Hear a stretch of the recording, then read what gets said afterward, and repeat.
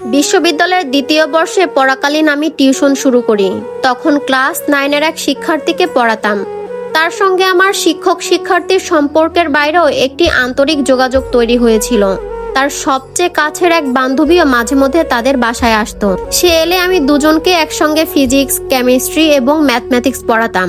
দুজনই ঢাকার একটি স্বনামধন্য স্কুলের শিক্ষার্থী ছিল এবং পারিবারিকভাবেও তারা যথেষ্ট ভালো অবস্থানে ছিল। হঠাৎ একদিন জানতে পারি আমার ওই শিক্ষার্থীর বান্ধবীর মা মারা গেছেন। ঘটনাটি তাকে মানসিকভাবে পুরোপুরি ভেঙে দেয়। এরপর থেকে সে প্রায়ই তার বান্ধবীর বাসায় সময় কাটাতো। দেখা হলে আমি তাকে কনসোল করার চেষ্টা করতাম। পরে জানতে পারি আমার কথা শুনলে তার কিছুটা ভালো লাগতো। একদিন সে আমার শিক্ষার্থীর কাছ থেকে আমার নাম্বার নিয়ে সরাসরি যোগাযোগ করে। ধীরে ধীরে নিজের জীবনের কঠিন বাস্তবগুলো আমার সঙ্গে শেয়ার করতে শুরু করে। তখন জানতে পারি তার মায়ের মৃত্যু স্বাভাবিক ছিল না। তার বিশ্বাস তার বাবার পরিকল্পনার ফলে তার মায়ের মৃত্যু হয়েছে।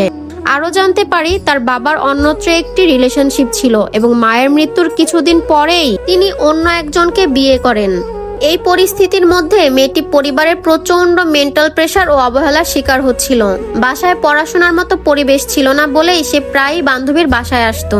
তার কষ্টের গল্প শুনে তার প্রতি আমার গভীর মায়া জন্মায়। আমি যতটা সম্ভব তাকে মেন্টাল সাপোর্ট দেওয়ার চেষ্টা করি, পাশাপাশি পড়াশোনার ক্ষেত্রেও পাশে থাকি। আমি তাকে বোঝাই জীবনে যাই ঘটুক না কেন পড়াশোনা বন্ধ করা যাবে না।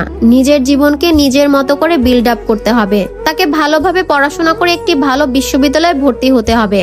সময়ের সঙ্গে সঙ্গে আমাদের সম্পর্ক আরো গভীর হয় এবং এক সময় তা ভালোবাসায় রূপ নেয়। সে এসএসসিতে খুব ভালো ফলাফল করে। এরপর তার বাবা তাকে বিয়ে দেওয়ার জন্য চাপ দিতে শুরু করেন, কিন্তু সে নিজের ভবিষ্যতের জন্য লড়াই করে এবং এক পর্যায়ে বাবার বাসা ছেড়ে খালার বাসায় আশ্রয় নেয়। তার খালার আর্থিক অবস্থা খুব একটা ভালো ছিল না। খালা আমাদের সম্পর্কের বিষয়টি জানতেন। সে খালার বাসায় থেকে কলেজে ভর্তি হয়। প্রতি মাসে আমি তার খালাকে কিছু টাকা দিতাম, তার পার্সোনাল এক্সপেন্স দিতাম এবং পড়াশোনার প্রায় সব খরচই বহন করতাম। যখন সে ইন্টারমিডিয়েট সেকেন্ড ইয়ারে পড়ে তখন আমার একটি ভালো কোম্পানিতে চাকরি হয়। এদিকে পরিবার আমার বিয়ের জন্য পাত্রী দেখা শুরু করে দেয়। আমি তাদের জানিয়ে দেই আমার পছন্দের একজন মানুষ আছে।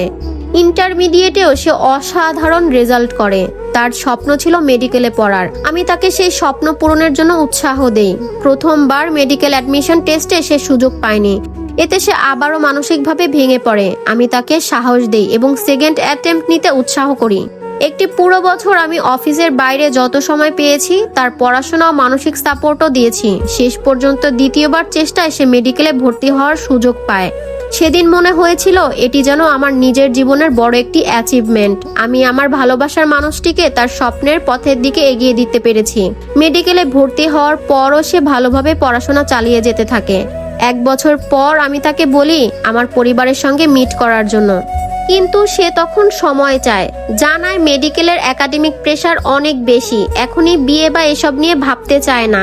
হ্যালো, আসসালামু আলাইকুম। আপনারা এতক্ষণ যে গল্পটা শুনতেছিলেন সেটা ছিল গল্পের প্রথম পার্ট। দ্বিতীয় পার্ট শুনতে আমার পেজটিকে ফলো দিয়ে পেজের সাথেই থাকুন। আর আমার গল্প যদি আপনাদের ভালো লেগে থাকে তবে একটা লাইক, কমেন্ট, শেয়ার করে দিবেন। তো আজকের মতো ভিডিওটা এই পর্যন্তই। সবাই ভালো থাকবেন, সুস্থ থাকবেন। সবাইকে আল্লাহ হাফেজ।